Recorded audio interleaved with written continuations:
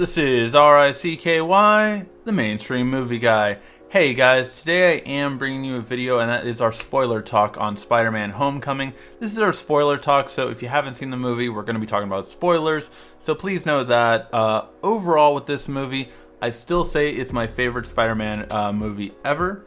I do rate it over Spider-Man 2, which is the only contender really as the other best Spider-Man movie. Overall with this movie though, it did just everything I wanted it to. It brought a lot of stuff over. And I will say this, I actually saw it again with my wife on Saturday, so I saw it for the second time. And both my wife and my brother thought it was a good movie, and one thought it was a great movie, but not like amazing, like something revolutionary really.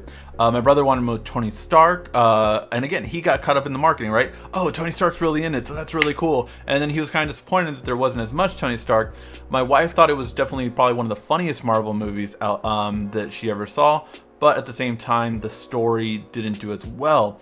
For me, it was the ideal thing because it truly brought Spider-Man to life for me. I saw him as a teenager, really, like, I remember being like that in high school. I remember I was the smart, geeky kid, you know, and that's who I was, you know. I didn't get picked on as much as he did, but yeah, that's what how it was. Overall, with that though, I think that's why Spider-Man, you know, it's always been Spider-Man and Batman were the most relatable because they're the most grounded in Marvel and DC.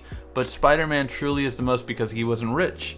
You know, he literally was a guy who got bit by a radioactive spider, now a genetically modified spider. And once he got bit by the spider, then he went on with his day-to-day life. He wasn't rich. He still had to have girlfriends. He had to go through high school. He had to do homework. He had to do all that stuff. You know, he had all the stuff that we have to deal with, he dealt with.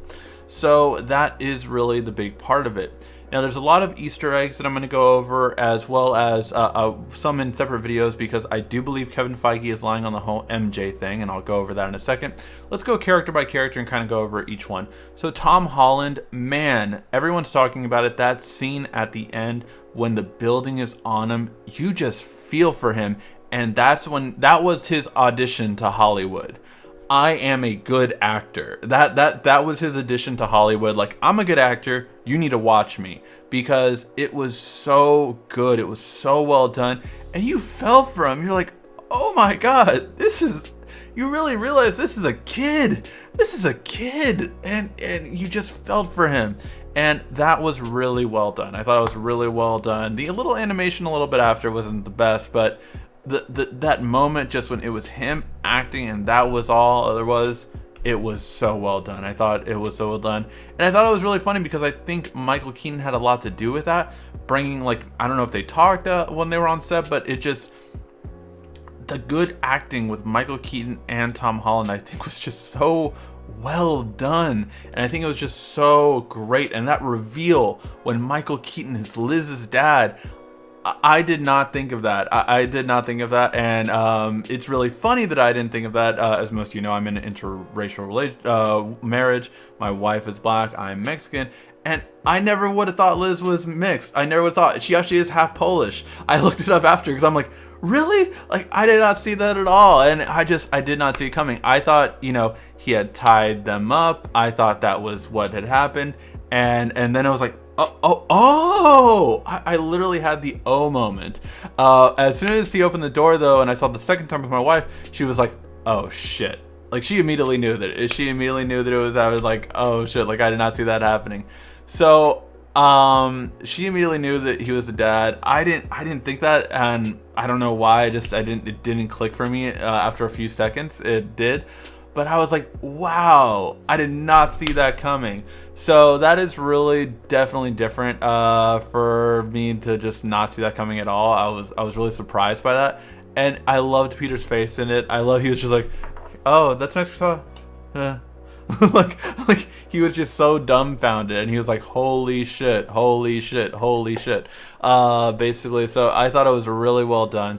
Michael Keaton, again, is going through his Keaton-assance, you know, just such a resurgence of, which he was always such a good actor to me. From Batman to Multiplicity, when I was growing up, you know, he could do it all, and I know he had a long time away from Hollywood, just because they blacklisted him basically for a while.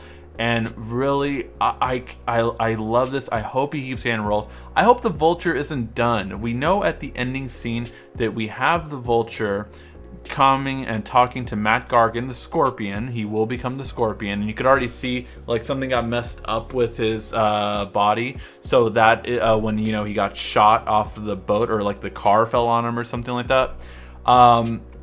So he's going to become the Scorpion, probably like, oh, here, we'll fix you. We'll fuse you with the Scorpion and make you strong. And, oh, the Scorpion's the natural prey of a spider, all that kind of stuff. So, and I have some friends that want to, kill him and all that. So that's really what we're going to go into.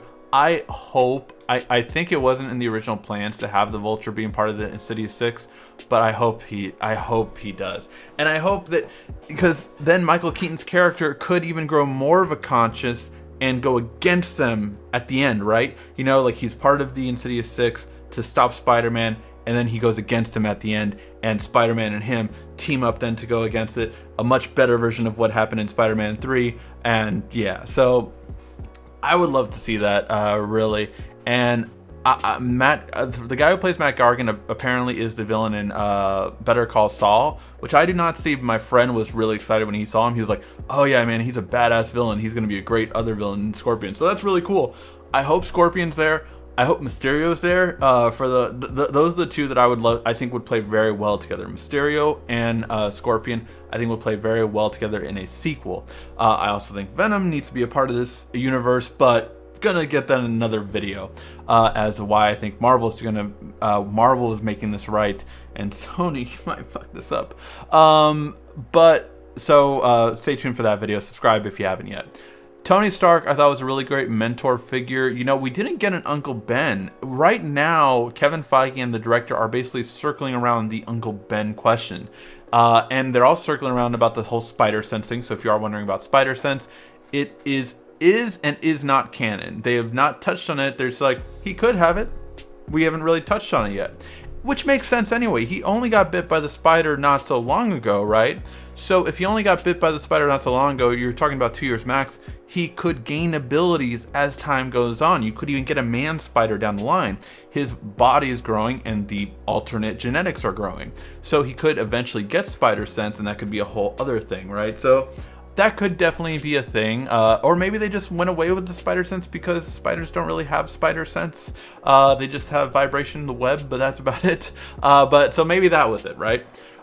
In terms of, again, Michael Keaton, he was the best villain in the Marvel Cinematic Universe, right there up with Loki. He's the only one to be villainous, though. Like, you feared him, like, but you also understood him. You understood him as a character, and he was the most well-developed villain out of anyone we've seen. Now, we've heard that Infinity War is really Thanos' story, so I'm very excited to see that.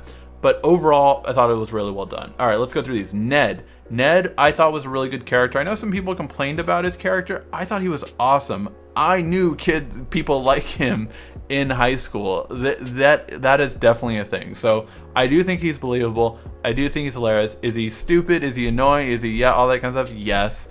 But he's a teenager. He's a complete teenager. Liz was probably the most emotional one, and I'm talking about like emotionally, like had an arc, really well done for her character. I thought she did the best job with what she was given. She really kind of put it together.